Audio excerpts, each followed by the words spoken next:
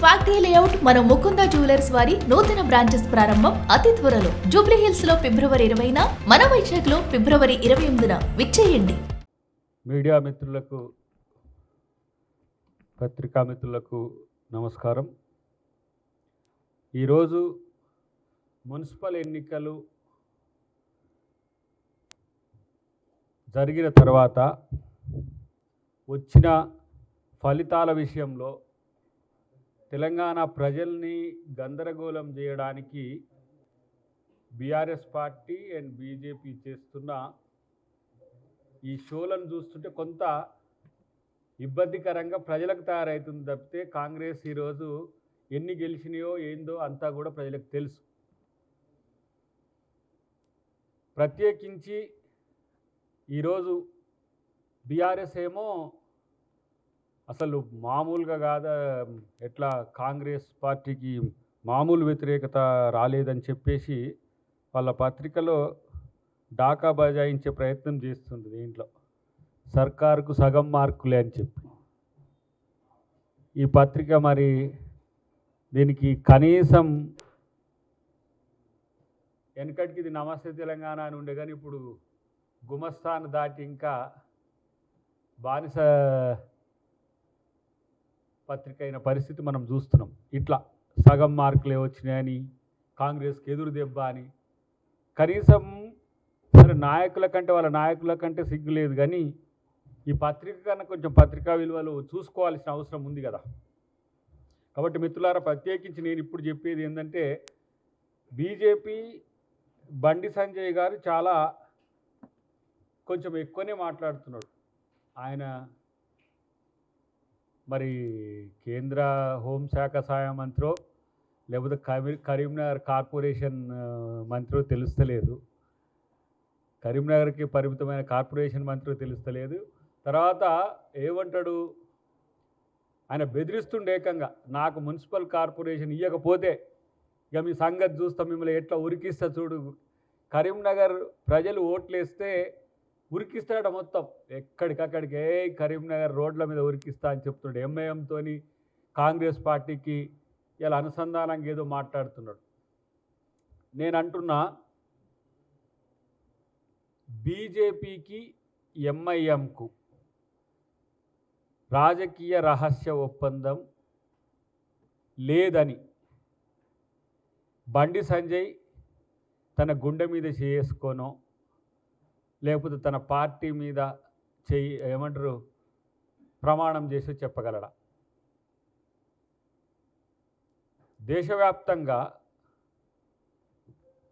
బీజేపీతో ఎంఐఎం కుమ్మక్కై చేసే రాజకీయాలే కదా.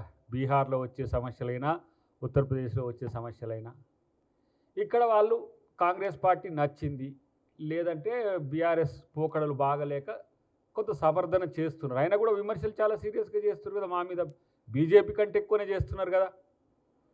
ఇక్కడ మొత్తం గిలగిల కొట్టుకొని మనోడు విలవిలలాడినా కూడా మెజారిటీ రాక హంగు వచ్చే వరకే మనోడు మొత్తం కంగు తిన్నాడు. ఇది సమస్య ఇప్పుడు కాంగ్రెస్ మీద, కాంగ్రెస్ ఎంఐఎంకి అంటగట్టేదానికి ఒక ప్రయత్నం చేస్తున్నాడు. ఈరోజు నేను అంటున్నా, మీరు ఇక మతాల పేరు మీద కుట్రలు చేసిండ్రు, కులాల పేరు మీద కుట్రలు చేసిండ్రు, ఇంకా ఎన్నో రకాల కుట్రలు చేస్తూనే ఉంటారు.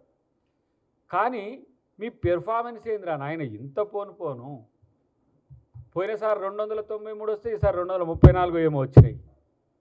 మీరు బీఆర్ఎస్కు చూస్తే, అదే బీజేపీకి చూస్తే, బీఆర్ఎస్ కూడా చెప్తా, మళ్ళీ మున్సిపాలిటీలు 0, గుండు 0. పోయినసారి అన్న 2 వచ్చినాయి, కానీ ఈసారి అది లేదు. 8 మంది ఎమ్మెల్యేలు, 8 మంది ఎంపీలు. ఉత్తర తెలంగాణలో మీది ఏదో నడుస్తుందని చెప్పి ప్రచారం జరుగుతుంది. నడుస్తుందా లేకపోతే మొత్తం పండుకుందా నాకు అర్థం కావట్లేదు. మరి ఏడికి పోయింది?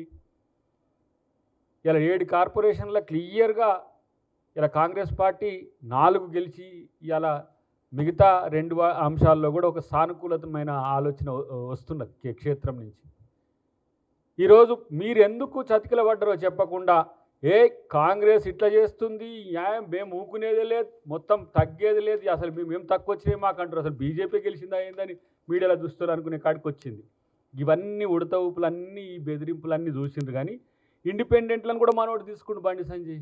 ఇండిపెండెంట్లు కూడా తీసుకున్నాడు. మరి ఇండిపెండెంట్ల మీద విరుచుకపడ్డాడు ఇంతకుముందు, మాకు పోటీగా పెట్టిండ్రు ఇట్లా అని చెప్పి. ఇండిపెండెంట్ ఇంటికి పిలుచుకొని కండు వేసిన చరిత్ర ఉన్నది. మరి కాబట్టి అలా ఏదో కరీంనగర్లో మేమేదో చేస్తాం నేనంటున్నా. నా ఆలోచన ఏంటంటే, మనోడు ఎవరు కేటీఆర్ ఏమంటున్నా అంటే, అసలు మొత్తం తెలంగాణలో మొత్తం మేము కంగు తినే మేము కాంగ్రెస్ కంగు తినే ప్రచారం చేసినామని అంటుండ్రు కదా. మరి కరీంనగర్లో నిజామాబాద్లో ఎందుకు మరి కేటీఆర్ హరీష్ రావు ఎందుకు పోలే? ఒకవైపు ఏమో ఎంఐఎంతో రహస్య ఒప్పందం మొత్తట నడుస్తుంది. ఇక్కడ ఏది వాళ్ళ పార్టీ బతకడానికి వీళ్ళ పార్టీ బతకడానికి హైదరాబాద్ ఎన్నికల కొరకు చేస్తుంటారు. అది కామన్. హైదరాబాద్ ఎన్నికలు వచ్చేవారికి మళ్ళీ MIM versus BJP, BJP versus MIM నడుపుతుంటారు. కానీ నేనేమంటుంటే, బీఆర్ఎస్ పార్టీ కరీంనగర్లో ఎందుకు ప్రచారం చేయలే, నిజామాబాద్లో ఎందుకు ప్రచారం చేయలే? ఇలా ఎవరికి అనుకూలంగా ఉండడానికి ఈ ప్రయత్నం చేసిండ్రు? బీఆర్ఎస్ కాంగ్రెస్ పార్టీ ఒకటి అంటాడు, మళ్ళీ ఎంఐఎం కాంగ్రెస్ పార్టీ ఒకటి అంటాడు. నేనంటున్నా, ఉత్తర తెలంగాణలో 6 పైచిలుకు ఎమ్మెల్యేలు గెలిచి ఉన్నారు. 5 పైచిలుకు ఎంపీలు ఉత్తర తెలంగాణలో ఉన్నాయి బీజేపీకి. వాళ్ళు పెర్ఫార్మెన్స్ చూపించకపోగా బీఆర్ఎస్ సహకారం తీసుకున్న వాళ్ళ పరిస్థితి వెలువెల్లాడే పరిస్థితి వచ్చింది. అంటే గతంలో మీరు చూసిండ్రు కదా, 39 ఎమ్మెల్యేలు గెలిచిన బీఆర్ఎస్ పార్టీ ఉత్తర తెలంగాణలోనే ఎక్కువ ఎమ్మెల్యేలు గెలుచుకున్నది. అలాంటిది 8 ఎమ్మెల్యేలు గెలిచిన బీజేపీకి 8 ఎంపీలు వచ్చినాయి. 39 ఎమ్మెల్యేలు గెలుచుకున్న బీఆర్ఎస్కు 0 వచ్చినాయి. గాడిద గుడ్డు వచ్చింది. మరి మళ్ళీ సర్పంచ్ ఎన్నికలు చూడండి. సర్పంచ్ ఎన్నికల్లో బీఆర్ఎస్కు బీజేపీ కంటే ఎక్కువ వచ్చినాయి. మున్సిపాలిటీల్లో బీజేపీ కంటే బీఆర్ఎస్కి ఎక్కువ వచ్చినాయి. కానీ అనుకున్న 2 కార్పొరేషన్లో బీజేపీ కాంగ్రెస్తో తలబడుతున్నది. అంటే ఏంది? ఎక్కడ తగ్గాలో బీజేపీ అక్కడ తగ్గుతుంది, ఎక్కడ పెరగాలనో అక్కడ బీజేపీ పెరుగుతున్నది. దేనికోసం? కాంగ్రెస్ను ఓడించడానికి. బీఆర్ఎస్ పార్టీ ఎక్కడ తగ్గాలనో తగ్గుతుంది బీజేపీ కోసం, ఎక్కడ పెరగాలనో పెరుగుతుంది బీజేపీ కోసం. ఒకరికొకరు. మరోడు అరవింద్ మధ్యన చూసినాగా, ఇట్లా అవిభక్త కవలల గురించి చెప్తే ఆయనకు ఆత్మగౌరవ సమస్య వచ్చినట్టు వచ్చింది. ఇప్పుడు మీరు ఫెవికాల్ బంధాన్ని దాటి అవిభక్త కవలల దాటి అసలు మిమ్మల్ని ఒకరు తల నుంచి కాళ్ళ వరకు విడదీయరాని బంధంగా ఏర్పడ్డ పరిస్థితి ఉన్నది. క్లోన్. నేను ఒక భాషలో చెప్పాలంటే బీజేపీ క్లోన్ బీఆర్ఎస్. 2 పువ్వులే. గులాబీని తీస్తే కమలం వాసన వస్తుంది, కమలం తీస్తే గులాబీ వాసన వస్తున్నది. ఈ 2 ఇటు మధ్యన మళ్ళీ ఎంఐఎం ఒకటి, అక్కడక్కడ అప్పుడప్పుడు అలా పాత స్నేహాలన్నీ కూడా అట్ట కొనసాగుతున్న పరిస్థితి. ఎవరికి చెప్తావు బండి సంజయ్ నువ్వు? ఈ కహానీలన్నీ ఎవరికి చెప్తావు? అక్కడ మనోడు గంగుల కమలాకర్ కొంచెం మోర్ ఎఫెక్టివ్ పర్సనాలిటీ. ఎందుకంటే కరీంనగర్ జిల్లా ఇన్ఛార్జిగా ఉంటుంది, మొన్న పార్టీ ఇన్ఛార్జిగా ఉంటుంది. ఇప్పుడేమో మొన్న ఎలక్షన్స్లో సిరిసిల్ల ఇన్ఛార్జిగా ఉన్నా. నిజంగా కేటీఆర్ ఇంత ఎచ్చులు కొడతాడు కదా, నాకైతే నవ్వు వచ్చింది. ఇలా 27 ఏమో గెలిచిండ్రు వాళ్ళు. నిజంగా గుండె మీద చేసుకుంటే గిట్ల గెలుపు కూడా ఒక గెలుపుడు. గిన్ని నాయకుడు అంటారా నాయన? నాకు అర్థం కాదు. ఒక ఎన్నికకు 2 సార్లు పైసలు పంచేటోడు ఎవరిని చూడలేరు ఇంతవరకు. రికార్డు. ముందు రోజు పంచుతారు, మళ్ళీ ఎన్నికల పొద్దుగాల మనకు వెనకటికి మా కమ్యూనిస్టులు ఏం చేసేదంటే, కమ్యూనిస్టులు కాంగ్రెస్ వాళ్ళు ఉప్మా పెట్టేది పొద్దుగాల ఓటేసి కానీ పోయేదానికి. మనోళ్ళు ఎవరని చెప్తానికి ఉప్మా పెట్టేది. మనోడు పైసలు పంచి పొద్దుగాల మళ్ళా ఉప్మా పెట్టినట్టు పైసలు పంచి పంపిస్తున్న పరిస్థితి. 2 సార్లు పైసలు పెట్టి బీజేపీకి 1 సీటు కూడా లేదాడ. 5 సీట్లు పెరిగినాయి, 4-5 సీట్లకు పెరిగింది. అంటే ఎక్కడ బీజేపీ పెరిగితే కాంగ్రెస్కు ఓట్లు తగ్గుతాయో, ఎక్కడ బీజేపీ ఉండకుండా ఉంటే ఎక్కడ ఉంటాయో ఆ పరిస్థితిని వాళ్ళు అంత క్యాలిక్యులేటెడ్గా మరి నాకు తెలిసి ఆ క్వాంటమ్ కంప్యూటింగ్ కూడా ఇంత స్ట్రాటజిక్గా ఉండనట్టుంది నాకు అనిపిస్తుంది. అయినా ఏమున్నది, మీరు పడ్డది కింద పడ్డరు. కాబట్టి ఈరోజు బండి సంజయ్ చేస్తున్న కామెంట్స్ అన్నీ కూడా ఏమన్నా దాన్ని మంచి పేరు పెట్టాలంటే ఒక సైకో జోకర్గా మారిపోయిండు మనోడు. హాస్యాలు చేసినా కనీసం నవ్వుకునే విధంగా ఉండాలి, కానీ ఇంత క్రూరంగా ఎట్లా ఉంటాయి జోకులు?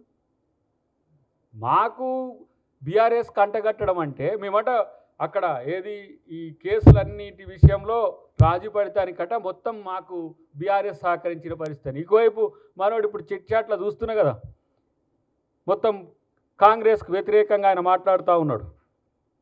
ఏమని మాట్లాడుతుండే? కేటీఆర్ చిట్చాట్లో మొత్తం ఏదో కాంగ్రెస్కు వ్యతిరేక పవనాలు వీచినాయి, మేము ఇంకా బాగా కొట్లాడినాం, మేము ఏ ఎన్నికలైనా కూడా మేము ఇట్నే కొట్లాడుతున్నాం, మాకు మంచి రిజల్ట్స్ వస్తున్నాయి. పోయినసారి గిన్నే సీట్లు వచ్చినాయి రా బాబు, మాకు 737 పైచీలకు మాకు సీట్లు వస్తే ఇష్టానుసారంగా మొత్తం అందరినీ కొనుక్కొని పోయి అప్పుడు మీకు వచ్చిన సీట్లు 114. మరి ఇప్పుడు అన్నీ కేటీఆర్ మీకు వచ్చినాయి 114లో 14 వస్తే మీరు మంచి పెర్ఫార్మెన్స్ చూపించినట్ట.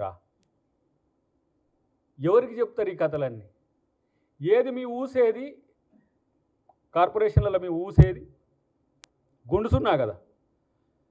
గుండు సున్నాగాళ్ళు కూడా మస్తు పెర్ఫార్మెన్స్ చూపించినామని చెప్పేసి ఏమో 1-2-3 పేపర్లు 1-2-3 పత్రికలు మీకు అనుకూలంగా ఉన్నట్లలో డాకా బజాయిస్తే ఈ ఫిగర్స్ అండ్ ఫ్యాక్ట్స్ ఎడిపోతాయి.